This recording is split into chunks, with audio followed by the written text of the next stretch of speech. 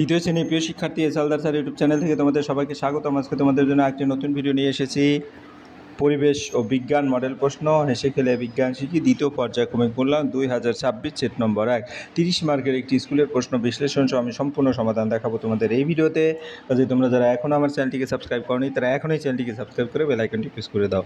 তুমি দেখতে পাচ্ছ এখানে পরিবেশ ও বিজ্ঞান দ্বিতীয় ইউনিট মূল্যায়ন টেস্ট 2026-এর যে প্রশ্নটি আছে, আমরা যদি একটু বড় করে প্রশ্নটি দেখি দেখতে পাবো সঠিক উত্তরটি বেছে নিয়ে শূন্যস্থান খাতায় লিখো। এটা 1 গুণ 5 অর্থাৎ 5 মার্ক।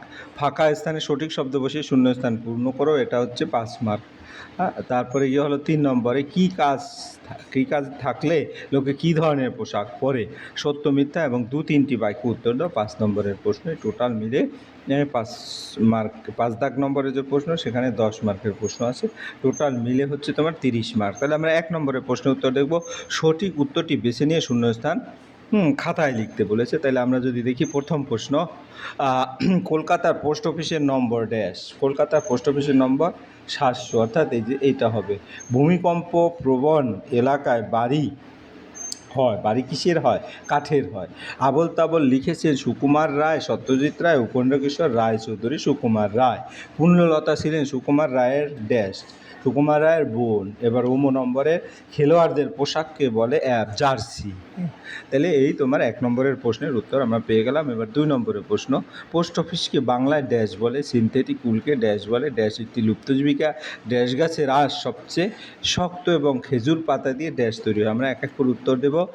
পোস্ট অফিসকে এই বাংলায় বলে ডাকঘর, সিনথেটিক উলকে ড্যাশ বলে অ্যাক্রিলিক, ড্যাশ একটি লুপ্ত জীবিকা, পালকি বওয়া একটি লুপ্ত জীবিকা, ড্যাশ গাছের আঁশ সবচেয়ে শক্ত, সেটা হচ্ছে নারকেল গাছের, খেজুর পাতা দিয়ে ড্যাশ তৈরি হয়, খেজুর পাতা দিয়ে চাটাই তৈরি হয়। এরপর আমরা চলে যাব 3 নম্বরের প্রশ্ন। 3 নম্বরের কী কাজ থাকলে লোকে কী ধরনের পোশাক পরে, অর্থাৎ আমরা যদি প্রশ্নটা দেখি কী কাজ থাকলে লোকে কী ধরনের পোশাক পরে, যেমন ডাক্তারে সাদা কোট পরে, জার্সি খেলোয়াড়রা পরে, স্কুলের ছাত্রছাত্রী ইউনিফর্ম পরে, পুলিশ খাকি পোশাক পরে এবং নার্স হচ্ছে তোমার সাদা পোশাক পরে। আমরা যদি ছবিটা আবার একটু দেখি তাহলে দেখতে পাবো যে ছবিতে তোমার কে কীরকম পোশাক পরেছে।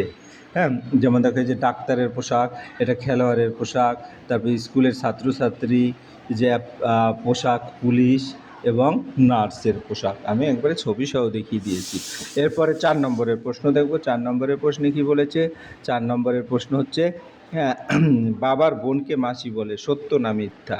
তো বাবার বোনকে মিথ্যা, কারণ বাবার বোনকে পিসি বলে। রাস্তায় ট্রাফিক পুলিশ যানবাহন চলাচল নিয়ন্ত্রণ করেন, এটা সত্য।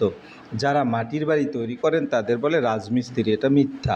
পশ্চিমবঙ্গের বিভিন্ন জেলাকে একই রং দিয়ে মানচিত্র দেখানো হয়, এটা মিথ্যা। কর্নিক দিয়ে ইট গাঁথা হয়, এটা সত্য। তাহলে আমরা চলে যাব 5 নম্বরের প্রশ্ন, যে কোনো 2-3টি বাক্যে উত্তর দাও, ঠিক আছে? উপেন্দ্রকিশোর রায়চৌধুরীর পরিবারের শাখা পোশাকা। দেখো এই যে উপেন্দ্রকিশোর রায়চৌধুরী, তার এটা হচ্ছে সুকুমার রায় এবং পূর্ণলতা বোন, অর্থাৎ তারপরে আবার সুকুমার রায়ের ছেলে হচ্ছে সত্যজিৎ রায়। তাহলে আমরা একটু ডিটেলস বর্ণনা দেব। উপেন্দ্রকিশোর রায়চৌধুরীর ছেলে হলেন সুকুমার রায়, সুকুমার রায়ের ছেলে হচ্ছে সত্যজিৎ রায়। এই পরিবারে বাংলা সাহিত্যে খুব বিখ্যাত। ছিটে বেড়ার দেয়াল কিভাবে তৈরি করা হয়, ঘরামি কাদের বলে? বাঁশ বা কাঠের ফ্রেমে মাটি লেপে ছিটে বেড়া দেওয়াল তৈরি করা হয়, যারা এই ধরনের ঘর তৈরি করেন তাদের ঘরামি বলে।